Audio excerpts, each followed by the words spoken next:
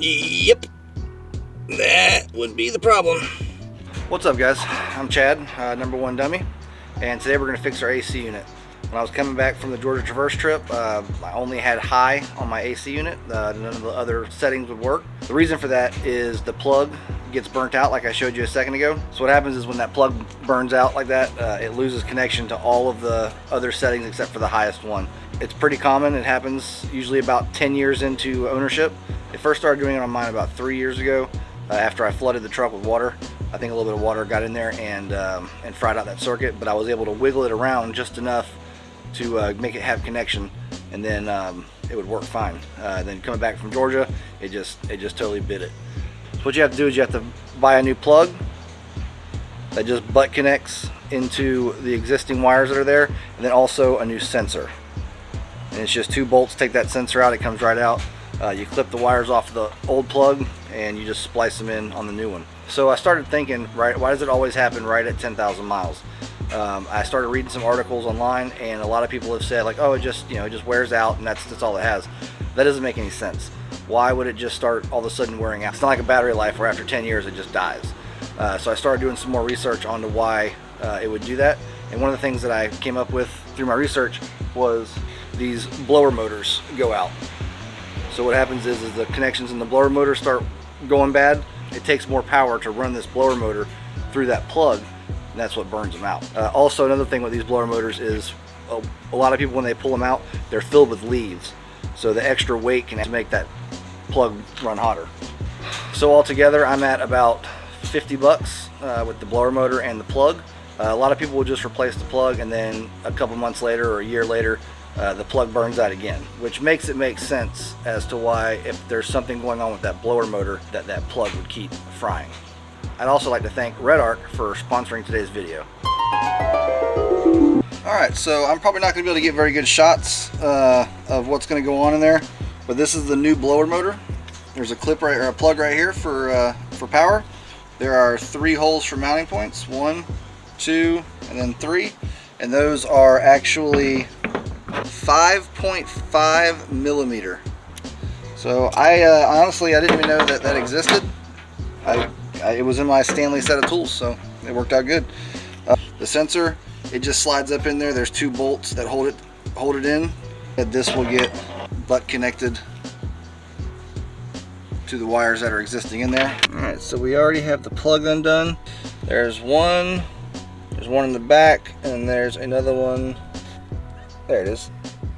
There's your 2 of the 3. So let's go ahead and get those unscrewed.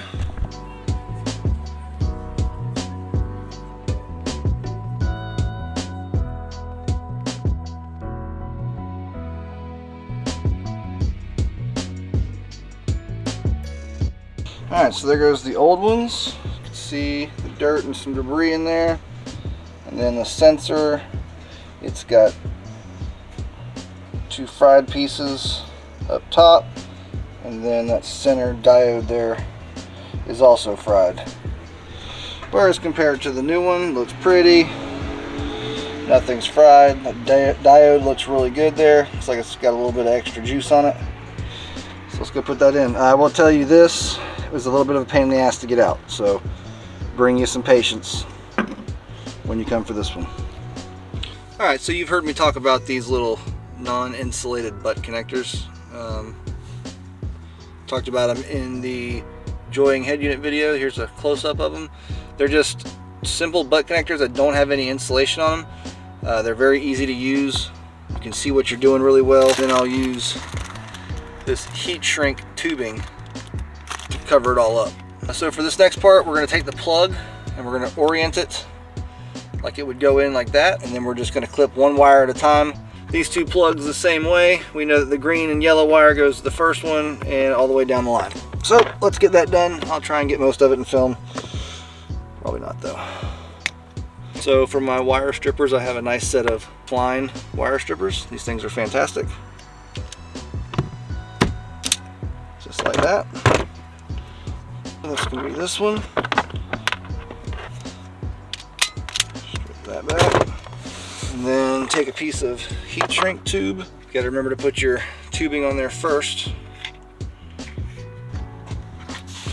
Alright, so I also use a nice set of Woods crimpers. They have a bunch of different teeth patterns in them, and as I told you last time in the joining video, I like to take the butt connector and place it in to where it's just about where that line is. So you see that little line right there?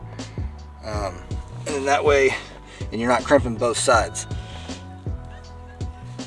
Push your wire in until it stops, crimp it down. So same thing on the other side. I'll take my crimpers and just kind of put them in the spot that I want them to go. New wire, push it in as far as it'll go, crimp it down.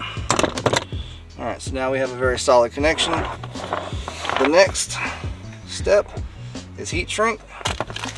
Very simple. Start in the middle, work your way down toward the end. And baba booey. So that's basically how it's going to get done. I'm going to go ahead and do the rest of them off camera so you're not falling asleep on me. And then we'll plug it all back in, put the blower motor back in, and test it out. Blower motor installed, sensor installed, wires ran. Let's plug all the clips back in. The only thing left is to plug this bad boy in to the sensor. Maybe, just maybe. It'll be nice if I can see.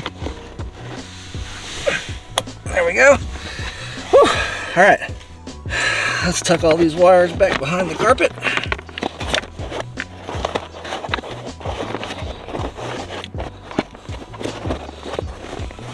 No one ever needs to see that. All done. Alright, let's grab the keys and test it. Alright, we're back in the truck. Let's test it out. So off, no air. Oh yeah.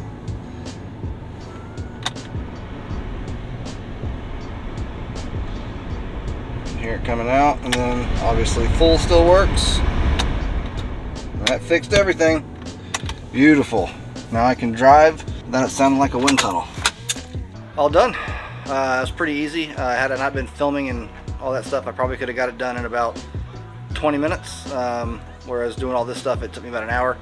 But it was easy. Anybody can do it.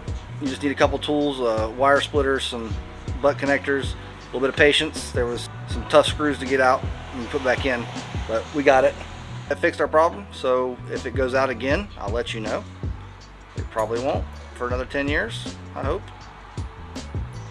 Maybe I should flood my truck out. That might help.